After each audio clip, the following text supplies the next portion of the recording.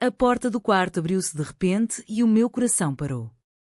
Ali estava a Clara, a nossa colega de quarto, com os olhos arregalados de puro espanto, enquanto eu e a Beatriz nos afastávamos bruscamente do beijo que tínhamos trocado em segredo há 6 meses. O silêncio que se seguiu foi tão denso que consegui ouvir o meu próprio sangue a pulsar nos ouvidos. A Clara deixou cair a mochila no chão de linóleo gasto da residência universitária em Lisboa, o baque quando pelo corredor estreito do bloco C da Universidade de Lisboa.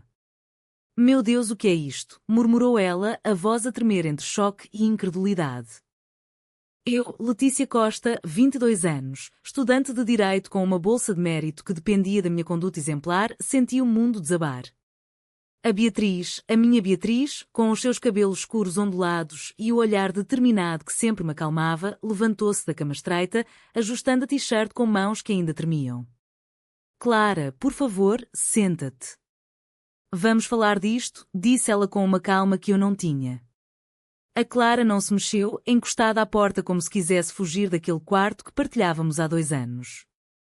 As paredes pintadas de branco sujo, os pôsteres de viagens que tínhamos colado juntas, os livros de direito e jornalismo espalhados pelo chão, tudo parecia agora testemunha acusadora.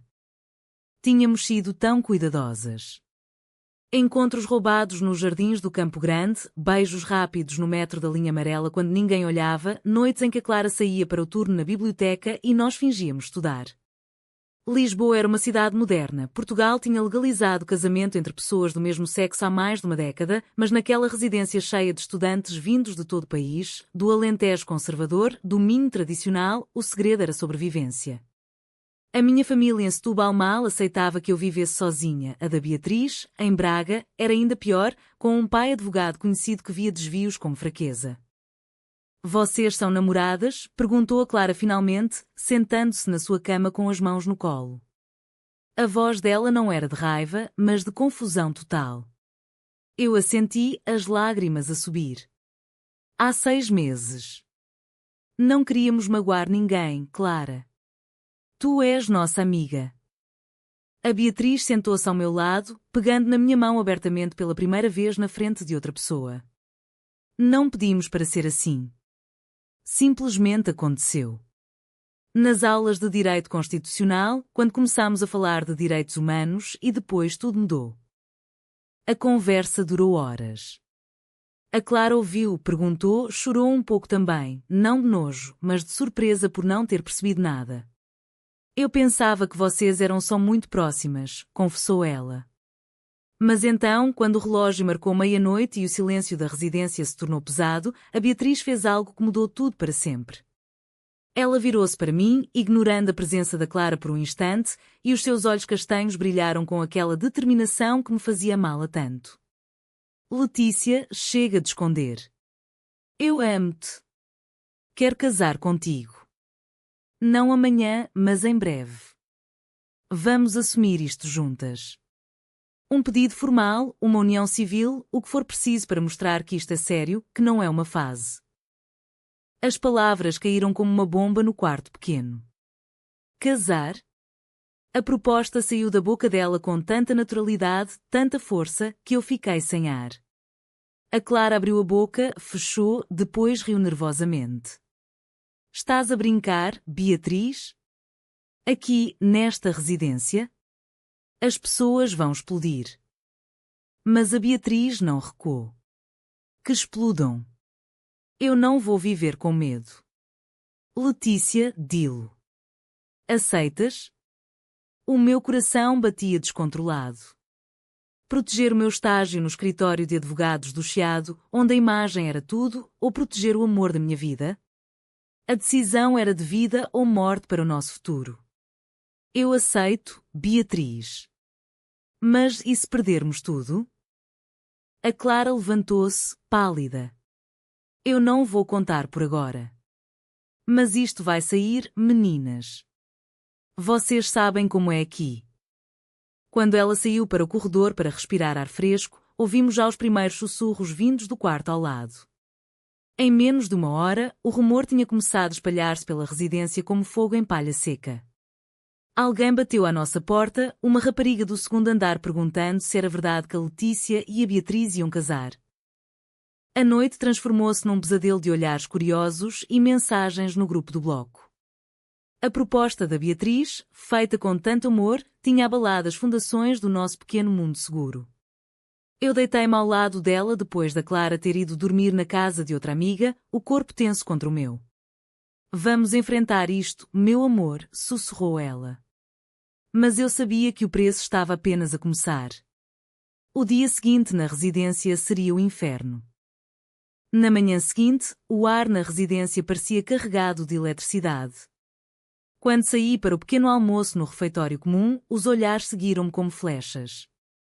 A Clara tinha cumprido a palavra e não dissera nada diretamente, mas o pedido de casamento da Beatriz tinha vazado. Alguém ouvira através da parede fina, ouvira a Clara com o rosto transtornado no corredor. Então é verdade? Vocês vão casar? Perguntou-me a Marta, do quarto 214, enquanto servia o café. A voz dela não era hostil, mas a curiosidade misturada com julgamento era palpável. Eu murmurei qualquer coisa vaga e fugi para a aula, o coração aos saltos. A Beatriz esperava-me no pátio da faculdade, o sol de Lisboa a bater no seu rosto determinado. Eles sabem, disse eu, apertando a mochila contra o peito. Ela abraçou-me ali mesmo, em público pela primeira vez. Ótimo! Agora é oficial. Mas o ótimo durou pouco. À tarde, o meu telemóvel não parava de vibrar, mensagens do grupo da residência, algumas de apoio tímido, muitas de choque, algumas de piadas cruéis que faziam o estômago revirar. Lesbianas a casar no bloco C? A residência vai virar reality show. A Clara mandou uma mensagem privada. Desculpa, tentei conter, mas já está por todo lado. Em casa, à noite, a pressão familiar começou. A minha mãe ligou de Setúbal, a voz trêmula. Filha, o que é isto que andam a dizer na internet? Que tu e uma rapariga vais casar? O teu pai está furioso, diz que a bolsa vai ser cortada se isto afetar a tua reputação. Eu chorei ao telefone, tentando explicar que o amor não era escolha. Do lado da Beatriz, o pai dela, o Dr. Mendes, advogado conhecido em Braga, mandou uma mensagem curta. Volta para casa este fim de semana. Precisamos de falar. A proposta de casamento, feita com tanto amor no calor do momento, tinha aberto as portas para um vendaval que ameaçava arrastar-nos. Decidimos não nos esconder mais. Fomos juntas à cantina, de mãos dadas, e o silêncio que se fez foi ensurdecedor. Algumas raparigas aplaudiram baixinho, outras viraram a cara. Mas o pior veio quando o reitor adjunto convocou uma reunião de emergência para o bloco. Temos de manter o ambiente saudável, disse ele, olhando para nós de lado. A Clara, sentada ao fundo, evitava o nosso olhar. Eu sentia o dilema crescer dentro de mim, calar-me, negar tudo para salvar o estágio e a bolsa, ou ficar ao lado da Beatriz e arriscar perder o futuro que tanto lutara para construir. Não vou deixar que te magoem por minha causa, sussurrei-lhe à noite, quando nos deitámos. Ela beijou-me a testa. Juntas ou nada, Letícia. A tensão subia, os sussurros viravam conversas abertas e eu sabia que o escândalo estava apenas a aquecer. O escândalo saltou da residência para o campus inteiro em 2 dias. Alguém publicou uma foto borrada nossa de mãos dadas na rede social interna da universidade e o comentário casamento lésbico na Lisboa, a proposta que abalou a residência ganhou centenas de partilhas. Os jornalistas locais cheiraram sangue. Um repórter do jornal público esperava-nos à porta da faculdade, microfone em riste. Meninas, querem comentar a proposta de casamento e as reações na residência? A Beatriz respondeu com dignidade, eu fiquei muda, o medo a paralisar-me. O meu estágio no Chiado foi suspenso por tempo indeterminado, o chefe mandou um e-mail frio, a imagem do escritório deve ser impecável. A família da Beatriz chegou a Lisboa no fim de semana. O pai dela, alto e imponente, sentou-se connosco num café perto do Rio Tejo. Isto vai destruir a tua carreira, Beatriz. O meu escritório não pode ter associados com escândalos. A mãe chorava baixinho. Eu via a Beatriz a lutar, a voz firme mas os olhos cheios de dor. Pai, eu amo a Letícia. O casamento é sério. A decisão que eu tinha de tomar queimava-me, romper com ela para salvar a carreira dela ou ficar e ver a família dela desmoronar. Escolhi ficar. Mas o preço foi imediato, o pai cortou a mesada da Beatriz. Na residência, o ambiente tornou-se tóxico. Cartazes anónimos apareceram nos corredores, respeito para todos ou ninguém. A Clara tentou mediar, mas foi acusada de cumplicidade. Uma noite, alguém bateu com força na nossa porta às 3 da manhã, gritando insultos. Eu tremia nos braços da Beatriz. Talvez devêssemos voltar atrás, sugeri, a voz a falhar. Ela abanou a cabeça. Não. A proposta foi o começo da nossa verdade.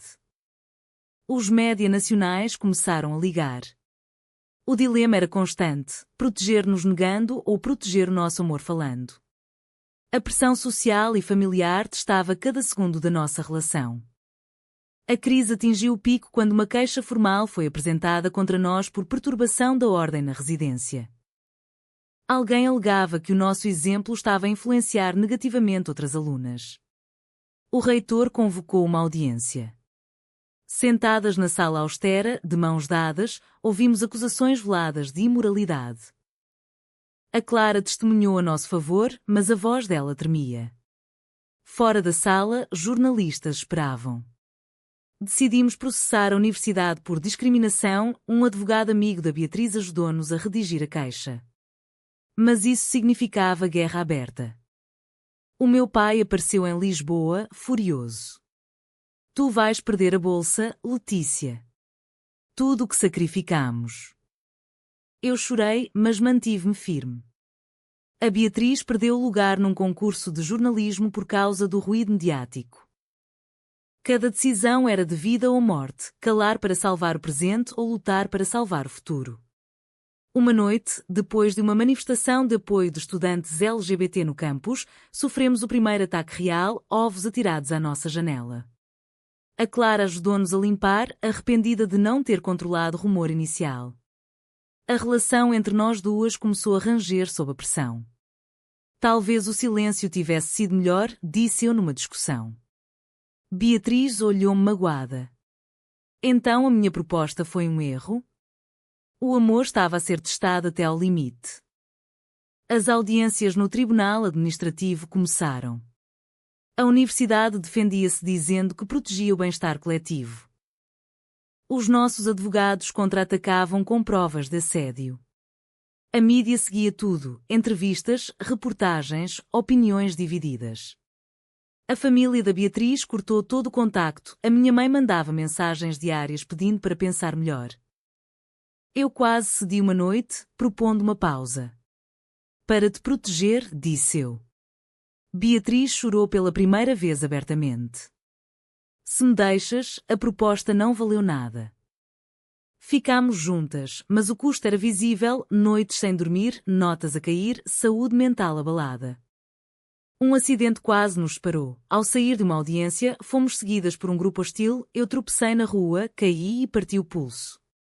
No hospital, com a Beatriz ao lado, percebi que o silêncio nunca protegeria ninguém. Decidimos ir até ao fim, mesmo que perdesse tudo. A Clara visitou-me, trazendo flores. Eu causei isto indiretamente, mas agora apoio-vos. A tensão entre proteção própria e proteção mútua atingiu o ponto de ruptura, mas o amor resistia. A sentença saiu 3 meses depois. A universidade foi condenada por discriminação ligeira e obrigada a pagar indemnização e a implementar formação. Perdemos a bolsa e o estágio, mas ganhamos a liberdade de sermos quem éramos. Mudámo-nos para um pequeno apartamento em Alfama, longe da residência. A família da Beatriz começou a falar novamente, devagar, a minha aceitou com reservas.